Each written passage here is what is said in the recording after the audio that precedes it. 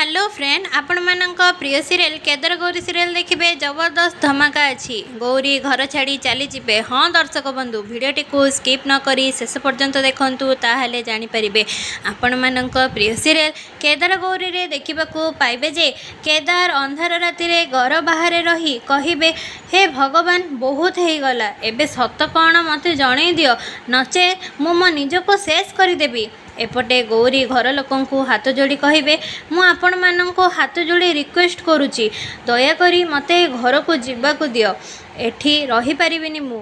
जेबे मते केदार तांको स्त्री रूपे ग्रहण करिबे सेबे पुणी मु एठी पळी आसीबी। सेपटे केदार तांको पॉकेट रे गौरी को पुराना फोन काढ़ी कहिबे, ये किछि संकेत नुहे तो, मते भगवान किछि संकेत देउ नाहंती तो, ए फोन रे कौन अछि मते देखिबाकू पड़िबो। एपटे गौरी घर छाड़ी चली जिबाकू बसिथिबे, हेले दर्शक बंधु पुणी कौन अलग हेबे केदार और गौरी, तांको रास्ता कौन अलग हो जिवो जानिबा पई आम चैनल को लाइक शेयर सब्सक्राइब कर दियंतु।